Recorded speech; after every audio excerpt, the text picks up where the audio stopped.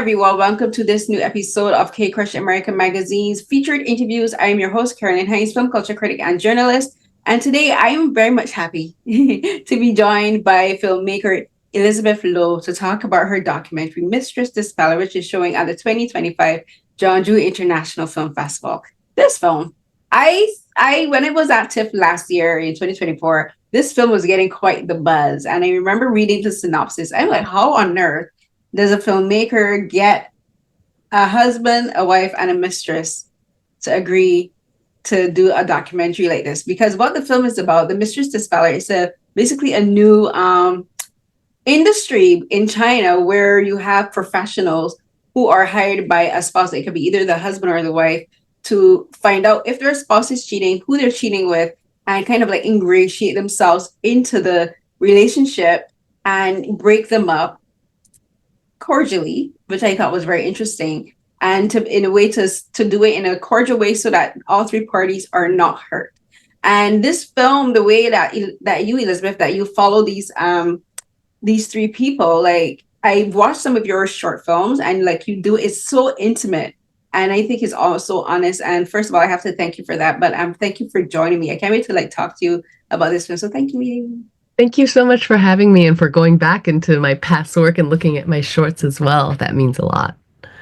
Yeah, your shorts. I watched Mother's Day. I watched the one about the animal sanctuary. Oh, and wow. Hotel 22. Yeah, and those three, because there's another one, Bison Head. I wanted to watch it, but I kind of got caught up because I've been doing other interviews as well. But I want to start our interview there, actually, talking about as a film student, when you were studying film, and how did you develop your eye as a filmmaker? Because you have a very particular eye and a very particular style of filming, which is you get very literally right up into your subjects' faces, and whether they be animal or human. You get very much into the person's space. So, but when you were a film student, how did you decide that I want to get as personal and almost as invasive as possible as a filmmaker, and this is going to be my film style, because it's consistent in all of your films? Yeah, I think it might be because as I was in film school at Stanford, one of the first films I made, you saw I think it was called Last Stop in Santa Rosa. Yes, that one, yes. About the animals who are in an animal hospice in California. And in that one, you kind of hear the organizers and the people, the hosts of the home who are taking care of these animals, talk about, the experiences of these animals as they're at the end of their lives. And I remember thinking to myself, I wanted to push myself beyond that mode, because I think what's so powerful about film is that it's capturing the surfaces of things. And in observing the surfaces of things, I think you can bring your own interpretations to what is happening in the world. And as I was developing my sort of practice at Stanford, I kind of was sort of discovering and being drawn to observational filmmaking, in which there is no narrator telling you how to feel, and you're, sometimes not even relying on interviews to tell you how the protagonists are feeling. And so I think maybe part of why you feel the presence of my camera so close to the participant of the film is that I'm trying to get closer to people and their interior lives, beings and their interior lives, without telling you how they feel. Because for me as a viewer, I've always noticed, it's the whole sort of, I just feel so much more engaged when I'm having to guess at how they're feeling than just by directly being told. Because I feel like in guessing, that is me engaging in the act of empathy as a viewer actively. And I think that can be a much more powerful experience. And perhaps me trying to close the actual physical gap of understanding between one being, the viewer, and the person in front of the camera, maybe a very rudimentary way of me doing that is just by closing the physical distance. Yeah, and I think it's fascinating because most documentaries about human nature, even about animals, it is very much about centering the subject. It's about watching, but usually the camera is pulled way back, because the filmmakers, they want to give the subjects distance. Like you'll watch someone walking across the street and like the cameras might be maybe 5, 10, 15, 20 feet away and you kind of watch them at a distance. And there are films that you can watch where like you're sitting at a table and you're watching them and you're there, but you just get right up and close. And where that really struck me was with Hotel 22, where you're following these unhoused people in California, in Silicon Valley, and they're taking the Santa Rosa bus, which is the last bus of the night, and it runs 24 hours, which I was just like, huh? Because in Canada, we don't do that. in Barbados, we don't do that. But it's really struck me whereas that you have these people who are the forgotten people of society. People there are, and when I say forgotten, it's not that they're truly forgotten, because we know that homeless people exist. We know that they're there. We see them. But people like to pretend they're not there. People like to pretend they don't see them. You walk past them. And for your film, like you are getting there it's nighttime. It's like I think the beginning of the film, it says it's 11:22. And so that's when they're allowed to get on the bus, and the bus driver calls them in and say, okay, you can come on. They line up, they go on, and the bus driver is giving their rules. And what really struck me is I didn't anticipate how close you would get until like they begin to fall asleep. And like your camera's right there watching them sleep. Their faces, like we see their eyes blinking, we see them dreaming. If someone is uncomfortable, we see them shifting. You get a sense that it's freezing cold because they're wearing all of these layers, but it's not only because it's cold, but also this is all they have, and we watch them wear everything up. And I was so curious, and I really wanted to ask you, because I think this really speaks to who you are as a person, because people who are in very vulnerable positions and who are world weary, as you would say, know how to judge people's character very quickly. They know, like, I can't put myself in a position of vulnerability around the stranger who has a camera, but like they let you get as close as almost physically possible as you could get with the camera.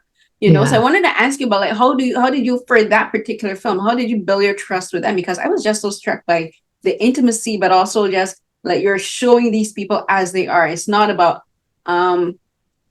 playing up for dramatics. You're just saying the camera is very much like, I was like, wonder if there was even any filters. It looked like there weren't any filters used. Like it was just the camera in it. So I was like, there's barely any post editing with regards to like coloring and stuff, right?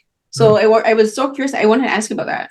Yeah, I'm so glad that you notice it's actually a two-way street. It's a two-way interaction. Like how close someone allows you to get and how close I am willing to get also. And a lot of people, sometimes people will presume that I just abused the space, the trust between two people, between myself and the person who's allowing me to film them. And I think you're very right in that to get that close, you obviously had to have some kind of permission or some kind of trust established before, which is very true in the field. People who didn't want me to film, they would tell me very loudly that they didn't want me to. Of course, I would respect that. So I really appreciate that observation, that you understand that there is a tacit sort of permission there that exists and trust that's established. And I'm not quite sure how that happens. I think it's like, at least with that bus this project in particular, I had ridden the bus for basically a month prior to actual production. And so in that month, I was slowly first I was using phone cameras, and then I graduated to sort of DSLR, slightly bigger cameras. And then finally for production, it was a much bigger camera, because I wanted to see how people would react to me being there with a camera. And I think over that month of, weekends and weekdays riding that bus at night with people, they became familiar with me. I became familiar with the regulars, the unhoused people who were regularly riding the bus drivers, the security guards. I got to know everybody, and they got to know what I was doing too. So I think maybe that trust that you sense in how close the camera is comes from that pre-production period of just becoming a part of the environment, also becoming another character there. I'm the film student with the camera on the bus, and there were many other characters. Yeah, I figured that you had to have done it for a while. And what really made me very curious about that particular film in particular is I'm very weary about people touching me that I don't know. And the thing is that touch is my love language. Touch is how I communicate with people that I'm really close to. Like I'm always like touching people, like I play with ears and that kind of stuff. But I have to build trust with people. and I have to like, it's almost like I have this, or I call it my aura shield, where like I'll get close to someone and I'm like, you're giving me off vibes, and I kind of like distance myself for them. And so I try to picture myself as the people in this film. I'm like, could I let someone with a camera get as close as possible and film me like that? And especially and I don't mean like, oh, if I have like if I'm with my friends and we have like a camera with our phones and playing. I mean like just like in truly physically intimate situations, vulnerable, because we are never more vulnerable than when we're asleep. And like when we are truly asleep, that we're never more vulnerable. And I was thinking, and the only way I've ever allowed that to happen is I've had 4 surgeries, so I've gone under general anesthesia 4 times, and I told my sister this. There's a point where like you have to, you don't have a choice but to like turn your body over to these complete strangers in a hospital room and pray that something doesn't happen. That something that is not supposed to happen doesn't happen. And like, and when you wake up, like I every 4 times when I wake up, I always wake up super lucid, which is, the doctors think is strange. I've never been high. I've never had that. Like I've never had that. But when I wake up, all 4 times when I wake up, I'm like, the first thing I always do is like, how does my body feel? Yeah. I'm like, do I feel like violated? Do I feel like I'm okay? Do I feel right? And sometimes you don't feel right, because if you have like organs missing, because like, I've had a hysterectomy, so like you physically miss that. But when I say that you feel like if something is like wrong, it's just like And so I try to picture myself, could I let someone with a camera do that? And it was honestly like, I was just so fascinated at these people that you do that, and that you honor that trust. And then and it sounds weird to make a comparison, but I kind of saw your film Stray the same way, because the thing is like with these street dogs, like Zetian, who was the first one, like they're wary of humans. Like they don't let any and everyone touch them, but they let you they let you follow them if you're a camera, right? You got straight up into their faces and into their personal spaces, and with the other people around them, like they were speaking very comfortably. You have a camera, and like we're hearing people break up. Like there's this whole dramatic scene where this guy and this woman, clearly they're having a breakup. Another woman is discussing with her friends about like, about her boyfriend being distant, and all of these different intimate conversations are happening. And like these people know that you're there with a camera. You're filming the dogs, but they clearly know that the camera is obviously going to be picking up the audio from what they're saying too. And that's what truly fascinates me about your work as a filmmaker as well, where your subject is very obvious. We know who your subject is. We know who you're following. We know what the story you're telling is. But a lot of the drama comes from everything that's happening on the periphery. Yes. Because even the same thing with Hotel 21, you focus on the unhoused people on the bus. You give us their humanity. We see them being vulnerable, but then we hear the conversations happening around on the bus with the bus driver and other people who are on there. And I want to ask you about that, about just like, I wouldn't even call those hidden gems. I just find them as like, they're like truly honest moments of life that can't be scripted. And I want to ask you about that. Yeah, I just think, if like, especially in the case with the dogs are so sensitive to humans and your intentions. And I think if your intentions are good, and maybe this sounds a little new agey, I think they can sense that. Oh, they do. Yeah, and the dogs let me in, obviously, because I had a great love for them. And maybe the people around the dogs that are having their sort of lovers spats, or conversations that should be very intimate and behind closed doors, partly that might be because I was Chinese in Turkey. I probably assumed she don't know what. And I literally didn't understand the language that they were speaking, and I would only find out what they were speaking about once I got the transcripts back from the footage. And so that was always really riveting for me, to discover this language that I didn't understand only through translation. But what I loved about that experience, not understanding, was that I could fully even more embody what it was like to be a dog, where I'm just understanding human body language and reading people's micro gestures and understanding people's boundaries through what their bodies were saying instead of what their words were, and navigating the world that way with my camera, following dogs and picking up on conversations that were happening around them. And I think a lot of it is also just patience. And I think a lot of the type of people that get into documentary filmmaking are people with patience who see a lot of beauty in mundane, tiny moments that because everything that you get in your footage is just a gift. Like everything I'm capturing is just a gift from reality and the world. And nothing is coming out of my own head, really. I haven't fabricated it. I'm just reacting to what's around me. So every little gift I get, every interaction that I film or, beautiful moment, those all of those I feel like I'm just like collecting all of them through patience and choosing to spend the time to stop and truly sort of smell the roses where I'm like stopping and but instead of smelling the roses, I'm using my camera to record what's happening in the world in front of me, no matter how small the life is.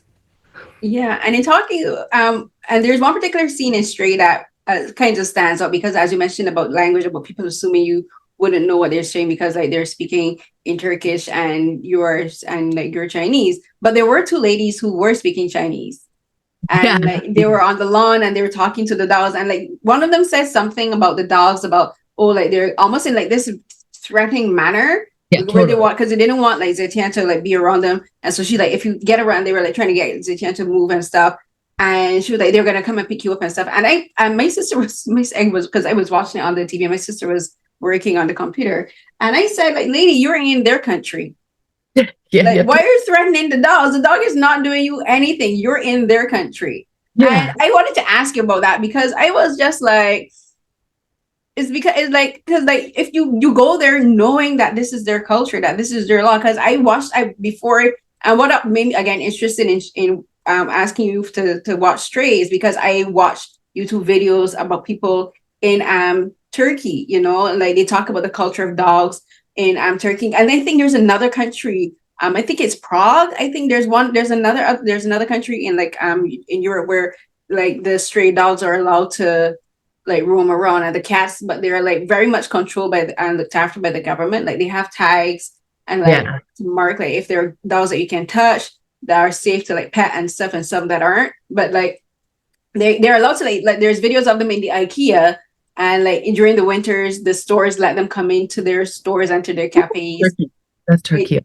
it's Turkey and it's another country and they're like in the winters they like people like really look after the animals like they provide like blankets and stuff for the dogs and I wanted to ask you about that specific scene because I was just like and it kind of ties in I think to Mistress Dispeller because it's about catching these moments with people that they think that you wouldn't necessarily understand but you do understand where they're coming from but that scene I was just like lady I was like really the dogs are not doing you anything right. Yeah, I mean, I that's one of my favorite scenes. I haven't seen the film, I haven't seen Stray in a while, but I love that scene too because it really shows, I think, a cultural difference in how we're taught to approach beings who are existing freely, who look different than us, who are different species than us, behave, roaming freely in our environment.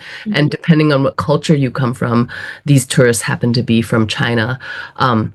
That you're going to have a completely different set of expectations for how to interact with urban wildlife or urban dogs that from your background, you expect them to behave a certain way or you expect them to be controlled or constrained in a certain way. And so Yeah. that was really the purpose of that scene. Because for me, also growing up in Hong Kong and living in the States, the idea that dogs could be free roaming, that it's a good thing and not a bad thing for them to be living on the streets, eating around us, living life on their own terms. That was a completely foreign concept to me too. When I set out to make Stray, I thought I was going to examine what it would be like to live a life without love on the streets, because that was my own cultural baggage I was bringing to the plight of a stray dog. And only when I was in Turkey, then I was faced with the reality that seemed that actually these dogs were living glorious lives, even if they're more brief than a pet dog's life. They still were filled with love for life itself without having to be owned by someone. Yeah, like people like yeah, there were some people that were mean, but there were people that were nice and people that would pat like as they're walking by, just pat them on their head.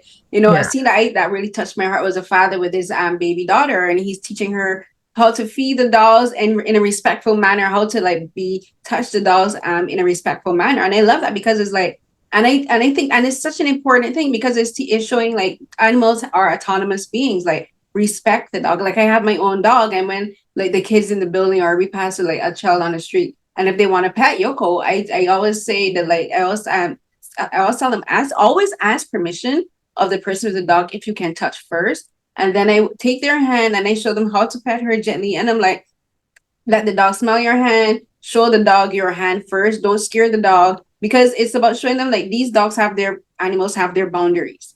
You have to approach them with respect. And in that scene, like there is that sense, like I love that these people are like, they're stray dogs, but they're loved by the community. Like there was these kids that were from Aleppo, and they were there and they were like living on the streets, but they wanted to look after the dogs. I know anyone watching this interview might think, but when are we going to get talking Mistress Dispeller? But trust me, it actually ties in. But these kids were like they wanted one of the puppies from this kid. He was so upset from this guy that had this that was looking after one of the packs of dogs, and like one of them had two puppies. One was Talak and no Zolta. Kartal.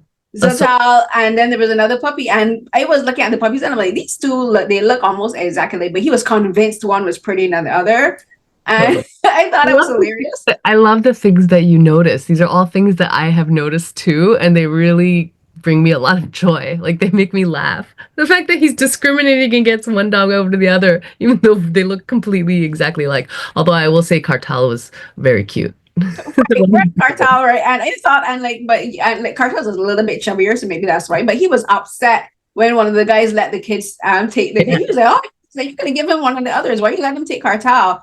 But like my sister's like, why would the kids want the puppy? And I'm like, because they want something to call their own.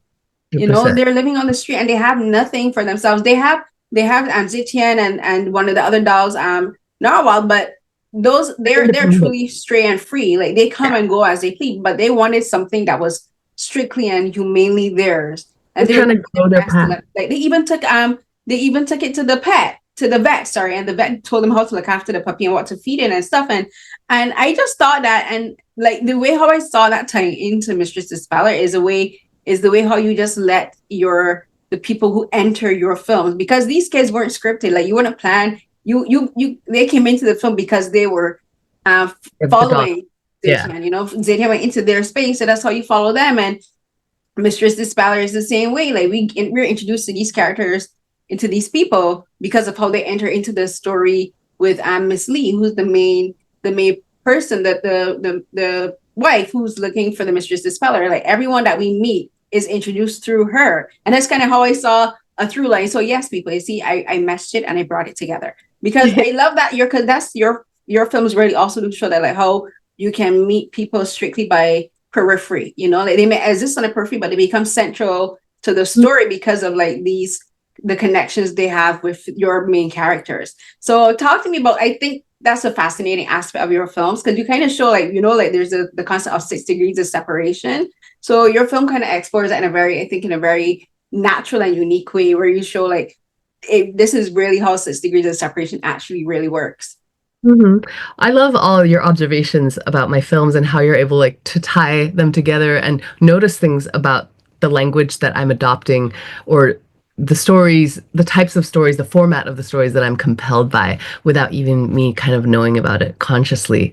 I think maybe what you're saying, that, a lot of my stories and characters come from the peripheries. It comes from this belief, a core belief that I have in all my filmmaking, that like, I think when you tell stories from the peripheries, whether you're telling stories from the colonies instead of the heart of empire, or you're telling stories from a stray dog's perspective instead of, a bureaucrat in the city center, or you're telling stories even from like the mistress's point of view about love, that you reveal something much more accurate to reality and what you're examining about a particular society than if you were just to approach it from the centers of power. And the further away you go, the more accurate the view becomes of what you're looking at the center. So maybe that's why I'm drawn to beings on the peripheries and on the margins, and that even the characters that make it into a film like Mistress Dispeller, they're all sort of tied together.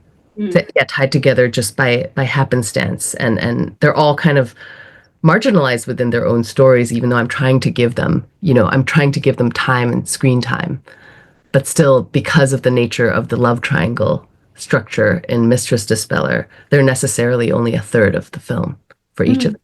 And then because they're only a third instead of overtaking the whole narrative, then maybe you have a more accurate view of their love story that they are part of, that is Mm. inhabited by other people. Yeah, it to me it really talks a lot about power dynamics and like who we think has power doesn't really have power.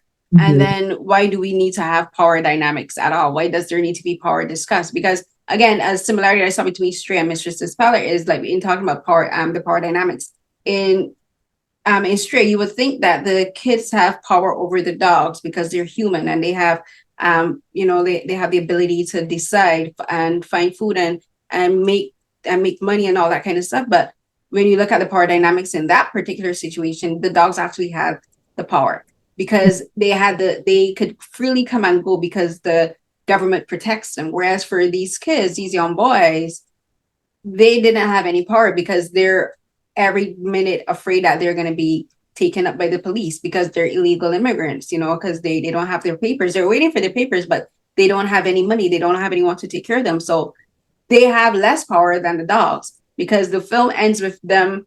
Well, not ends, but they're closer to the end of the film. Like they're taken by the police, and it's just like that's how powerless they are, Yeah. And in Mistress Dispeller, you think the mistress has the powers because she is the one who has the husband over the wife, but Yeah. then you realize that's not actually true, and it's not really a spoiler, and it comes a little bit later in the film, but like Mrs. Wang, who's the Mistress Dispeller, she tells to, and I thought this was a very profound thing she says, and she was like, the wife feels hurt because her husband has been taken, and it would be almost fair to say that she is that she is the most hurt because of this. But then she says, but when you look at it, it's really the mistress that's the most hurt Yeah. because she's the one that's going to be left out in the cold all alone when this is all said and done. So I want to talk about that, about power dynamics and about how our perception of what power is within relationships and in Mistress Dispeller, and realizing, and again, people might think, oh, the Mistress Dispeller has power because she's brought in almost like a mediator and an intermediary. But something that I noticed she does is that she actually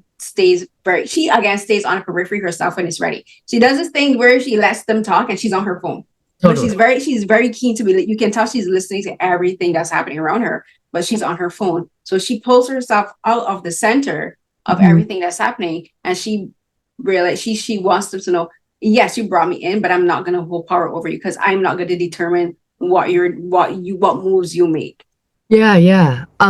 Actually, well, with the relationship again with the dogs, the stray dogs, for me, I did not necessarily think that the dogs had more power than the humans. I think going into the project, I always considered the status of a stray dog within any society to be very precarious.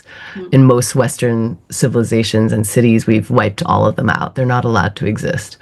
In Turkey, people fought very hard for 100 years for the rights of dogs to not be held incarcerated or to be euthanized just for being a dog without an owner. But I always knew, to me, it was like a miracle that they were allowed to exist in this city that's highly developed, and, capitalistic. But then, sadly, and then this happened way sooner than I thought. And this is where I think there's a lot of parallels with the status of refugees and any beings and minority groups that society will scapegoat whenever there's, problems. Yeah. That within the last 2 or 3 years, the Turkish government turned on all of the dogs, No. started to round them all up and kill them. And the communities throughout Turkey also turned against the dogs, despite having, this century-long relationship with stray dogs. So in the same way that we turn against refugees and migrants so easily, pushed by social media, algorithms, and politicians, I think sentiments against and stray dogs were similarly there. They held such a precarious place in society. So I don't think the power was necessarily just with the dogs versus the humans in that case. And with Mistress Dispeller, I think power. Yeah, it's strange to understand who has the power because some people will say, and I think that's how the film was designed, and that's what I want viewers to come away with, debates about who belongs with who has the power in this relationship, or whether power is diffuse. Because some people have commented about how, like, how come the husband is never held accountable, really, directly? And it's mostly it's the women, the mistress and the wife, who are doing a lot of the emotional labor to figure out this crisis of infidelity that they're all caught in. And partly that is to do with the patriarchal structures in which the story takes place. But also, going into the story, I have a lot of sympathy for each of the figures in the love triangle. Like, I don't think that, the man is the all bad guy who has all the power because he happens to exist in a patriarchy, and so he doesn't have to do any work to maintain the relationships that he's in. I think he actually had to make a tough choice within the story of his life about whether he was going to choose to be loyal to a family he pledged himself to, or his own feelings of happiness, probably, and desire being re-elicited by someone new in his life, and who treated him in a different way. So I don't bring that kind of black and white judgment to any figure in the story. But I think different viewers have really different interpretations to what's happening within this love triangle. Yeah, I have a much more forgiving view of everybody involved. and it makes sense because you have to really think about like where these people are emotionally. How did they get here? Because something that Mrs. Lee says is where she says she doesn't recognize him. She says, I don't recognize him. She says, I don't know where his heart is. Yeah. She's like I used to be able to read this person. I not just see the face, but she like recognized who he was emotionally, who he was mentally, who he was physically. Everything about him has changed. And she's like, I don't know where his heart is. Like where is he gone? And like that's something that I think really stood out to me about her and throughout the film is just like she's just so baffled. She's like, how did I not see him slipping away?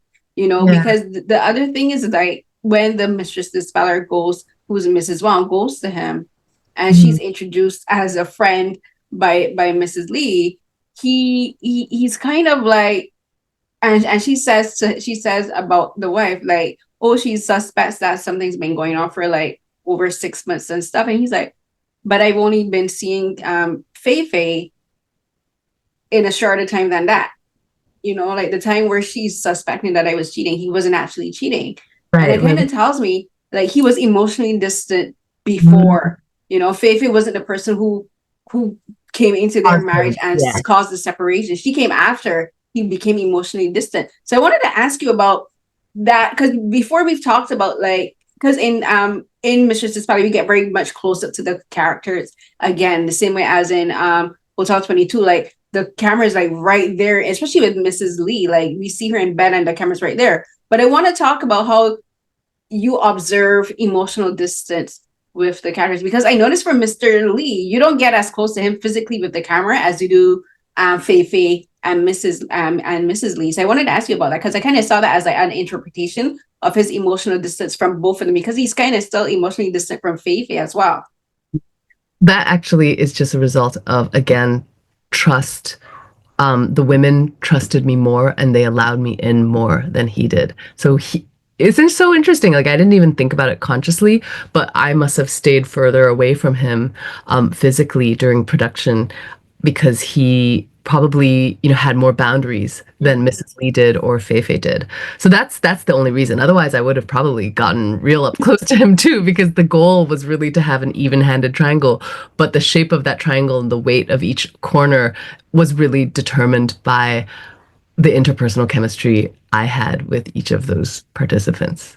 So it's kind of random. It wasn't necessarily like me thinking as a filmmaker, I'm going to be further away from him. It's really just a product of chemistry, even though he was very gracious to us in the end too. But it definitely felt easier to get closer to the wife and even Fei Fei. Yeah. How did you find her? How did you find Mrs. Lee? And how did you get her again? Like, I think I don't even know if I would call it powers of persuasion or maybe if it's your aura or whatever. How did you get her to agree to say, let me make a film following you. So a lot of credit has to go to our China-based producer, Maggie Lee. Mhm. She was the one who found the Mistress Dispeller, Teacher Wang, and really the powers of persuasion all lie with Teacher Wang and her ability to convince her clients to come on camera. Because actually, we had filmed with Teacher Wang for 3 years prior to encountering Mr. and Mrs. Lee, filmed with 6 other different cult cases and couples, some of whom dropped out, or we couldn't get the full love triangle, or we entered, not at the beginning, but near the end. And actually, during those 3 years, 2 years prior to the production with Mr. and Mrs. Lee, the little brother in the film that is in most of the scenes, he was actually a male mistress that was getting dispelled by Teacher Wang that we had filmed with 2 years prior. Wow. And so when he heard from his older sister that, her husband was cheating on him, he was like, I have the perfect solution for you. Participate in this film with this film team. They're very kind and nice, easygoing. And the Mistress Dispeller, Teacher Wang, is amazing at her work, and she will make your problem go away. And so that's how we had this pre-existing trust developed with Mrs. Lee from the very beginning, because because her little brother vouched for us. And so we could enter their case at the beginning without knowing any of them, with a trust already established, and then go through till the end, which took about 3 or 4 months to film the case resolve. And this is something that my American producer, Emma D. Miller, and we thought of: how do you ethically approach a project like this, where there is deception involved at first? The husband and Fei Fei, the mistress, couldn't have known what the film was fully about at first. So they were actually approached by Teacher Wang's business partner to participate in a film more broadly about modern love in China. And that's what they had agreed to. But by the end of the process, we had to show them the film and let them know what it was really about. And they had to re-consent to being in the project. And if they had chosen to drop out, we would have respected that and just pivoted our film to a much more diffuse survey approach of different love industries in China, which we had filmed over those 3 years as our backup plan in case we couldn't get the kind of access and consent that we thankfully did end up getting. So that's how we kind of had to produce it all, while deception is involved because of the nature of Teacher Wang's work, but also we wanted to be transparent and ethical as filmmakers, documentarians. Yeah, this film is so fascinating to me because for and the way everyone speaks, like these are such emotionally intelligent people, and they're very, very, very, very self-aware people. Like, they know fully who they are. And that's the other thing. Like, anyone starting this film might think, oh, these people might be lost and confused. Like, no, these people, they know exactly where they are in their lives. They're just uncertain where they are in each other's lives. Because Fei Fei says something that I was like, okay.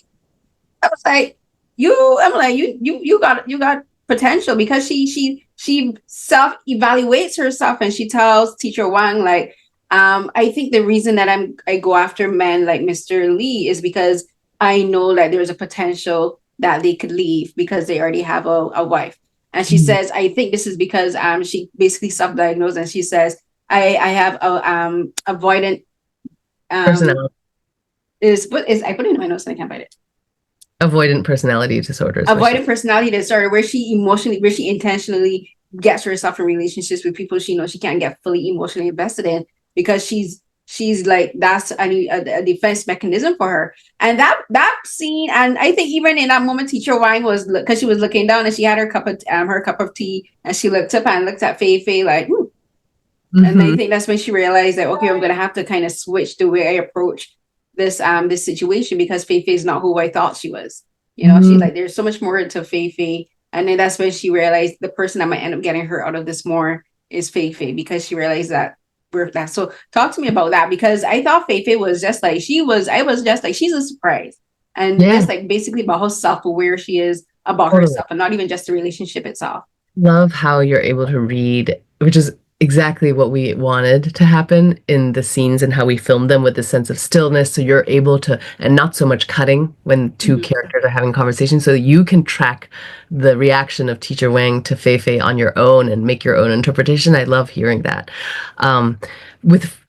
For sure, these 3 characters were remarkable. Like, they're the most remarkable people of all the cases that we filmed, the most intelligent, the most self-aware, the most gracious and kind and decent people despite the circumstance of the story, which is partly why they became the heart of the film, the center, the core of the film, because they were so extraordinary in their how articulate they were and how open they were and vulnerable they were willing to be in front of the camera.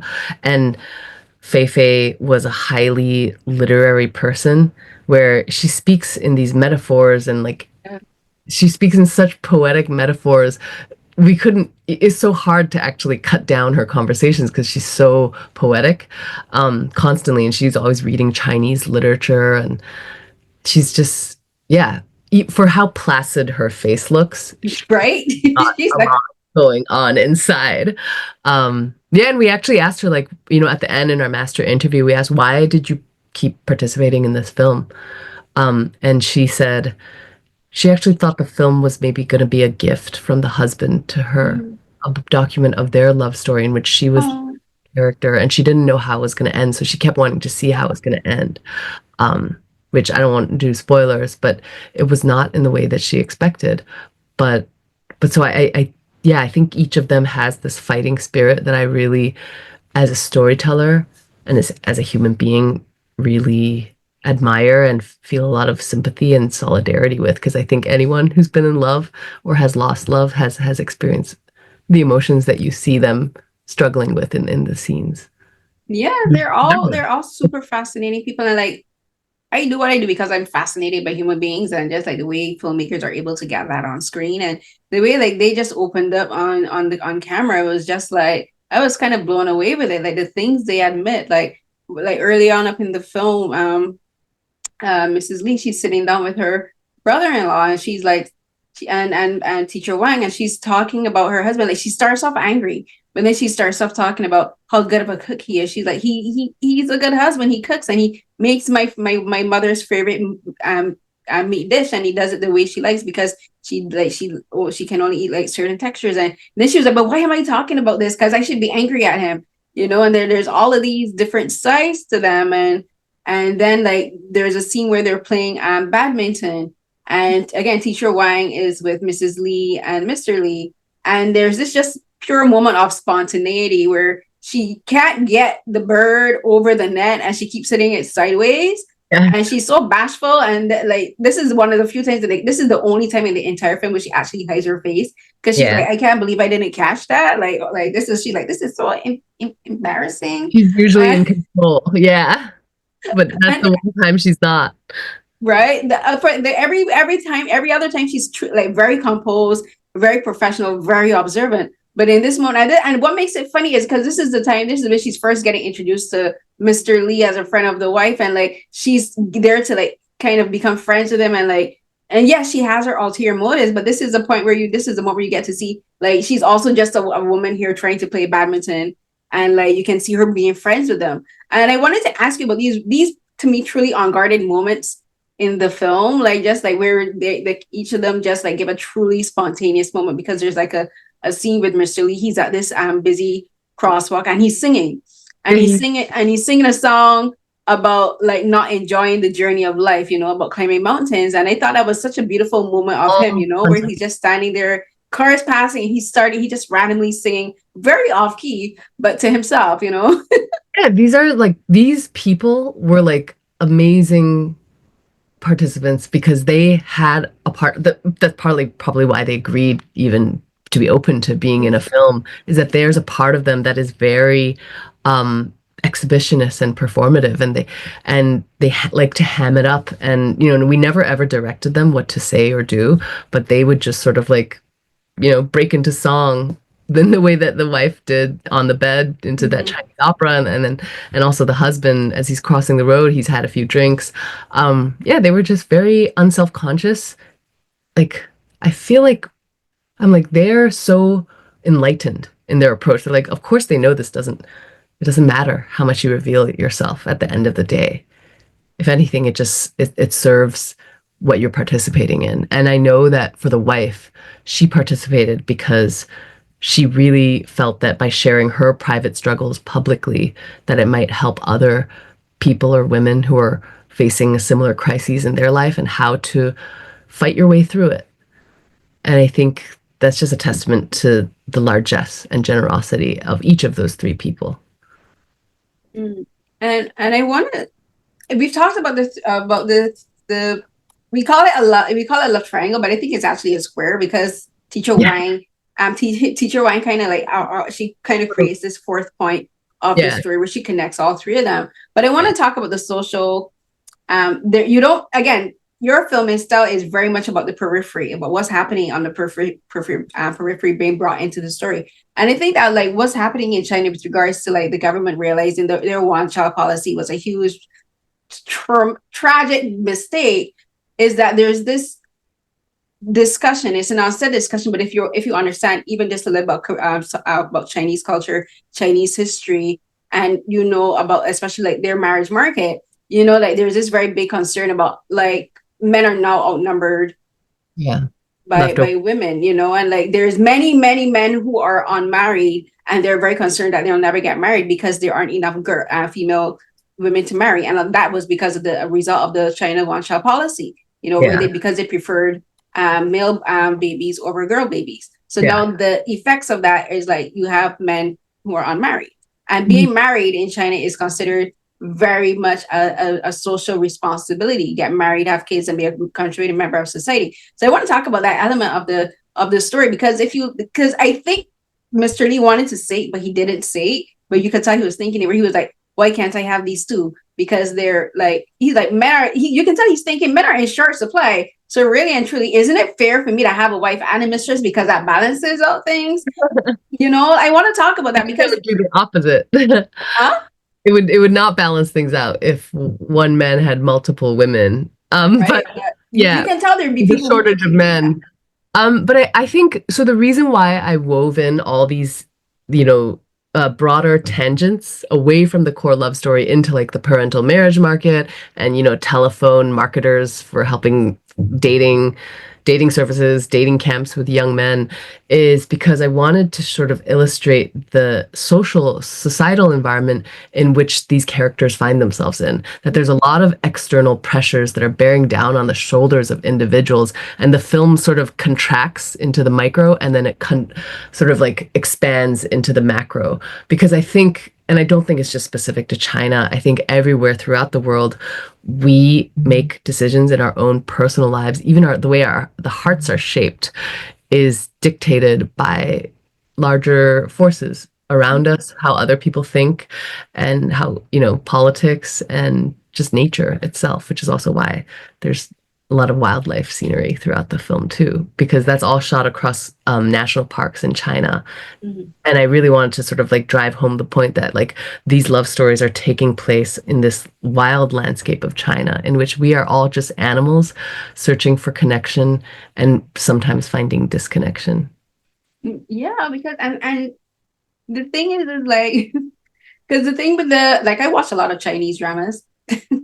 I watch a lot of mainland and Chinese dramas and Hong Kong dramas, and there's a lot of them that they like you have like the scenes where like they're going to like the speed dating services, you know, like going around doing speed dating, going to these there's like the Mistress Dispeller, she's like the antithesis of these are the opposite, or I should say the result of these seminars, because they're teaching men and women how to get married, you know, how to attract a mate, how to find someone in your financial bracket, you know, in your emotional states, you know, like what kind of job you're working, are you compatible? And then she comes in at the end where like these couples have been married for years, and then like the husband, like either the husband or the wife is cheating, and she's just like at the bottom end of that, you know. So like you're kind of discussing like the beginning of a marriage and the potential end of a marriage in the film. You know, and I kind of found like your film kind of shows like how these things operate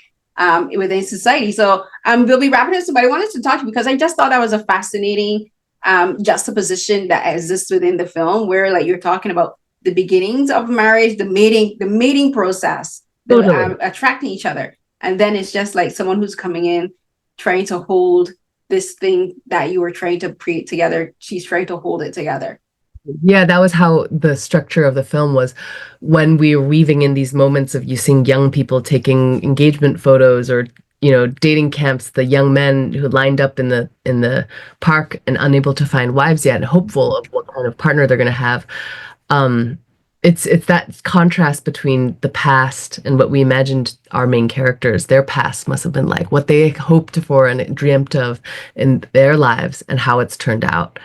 I think that's something that great novels do, and I was aspiring towards a film structure to do that too, to evoke thoughts about the past and the present and one's future, not only in the characters' lives, what they must have thought, but also in your own life as you're watching it, no matter what stage of life and love you're in. Yeah, and for my last question, I wanted to ask you about the music, because the music choices for this film are very interesting. Like, Yeah. the one of the first main pieces of music that plays is the famous opera from Puccini's opera, and it's O Mio Bambino Cara. And I've known this song for years, and I've never actually looked up the lyrics till this film.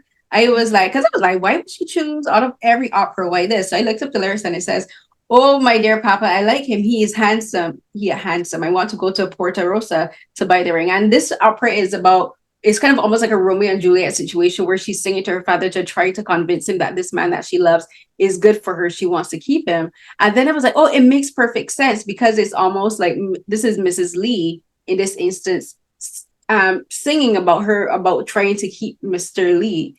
She's trying to not only convince herself that she still wants him, but she's trying to convince the people in her life that he still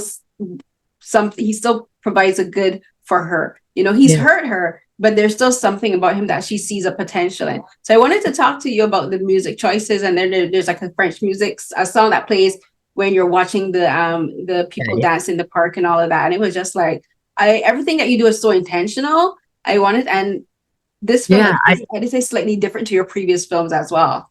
Yeah, that's because I worked with my editor, Charlotte Munch-Bengtson, who's in Denmark, and she brought an incredible storytelling sensibility, and she's able to like weave disparate things together. And we really came upon the score together because, and I love your attention to detail also, that like the lyrics of the opera song match sort of like what the wife is going through. And because she loves Chinese opera, it felt like there was a mirror there where we can use this really famous Western opera song that is, you associate it with the greatest romances in movies, whether it's A Room with a View or a Jane Austen adaptation. And we really wanted, what Charlotte and I really wanted, is to give the story of Mrs. Lee the same gravity and weight, even though she's, a middle-aged woman in the middle of China, where not that much happens in the film itself. In terms, it's not so dramatic in terms of her the transformation of her love life, but we wanted to give it the same weight that other heroines of Western dramas are given.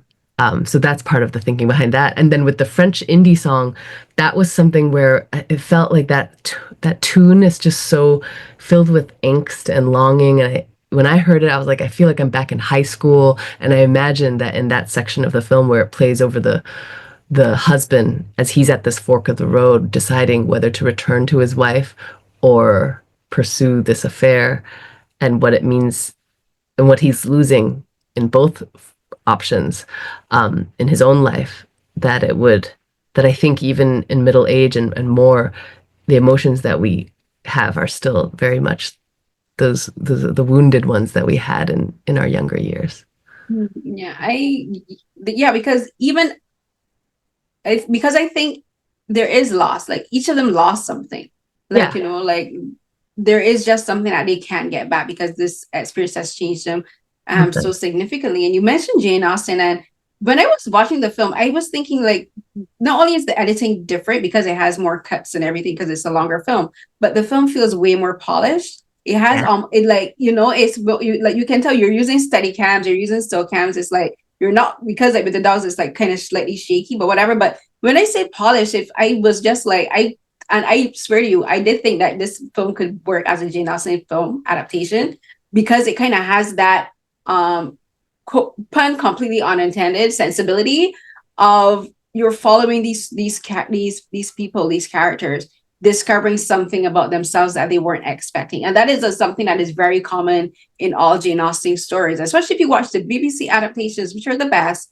Like the ending is so it's not anticlimactic, but it just happens. I There's no love dramatic conclusion because that's life is like, it's not like you're just slamming your door and you're making a dramatic exit. You're just like, this is it. This is how it ends. yeah, it feels And like realistic there is to this, life. mm, Yeah, yeah. No, I love that you said that these characters are discovering something about themselves that they didn't know before. And, Anna Karenina, I read that obviously as a reference. And one of the things about that novel that's so successful is you're seeing these characters meet the crisis of infidelity, and what dictates their reaction to it and how they handle it is completely based on their upbringing, their education, their own traumas. And so you're kind of seeing a slice of that in this film too, with these three real human beings. yeah, and I think that's beautiful. Like, thank you so much for speaking with me, Elizabeth. Like, I honestly could talk to you for hours about your work because it just fascinates You're me. so And amazing. Your attention to detail is incredible. Your ability to synthesize things it's so refreshing and amazing to hear as a filmmaker how deeply people are able to read work.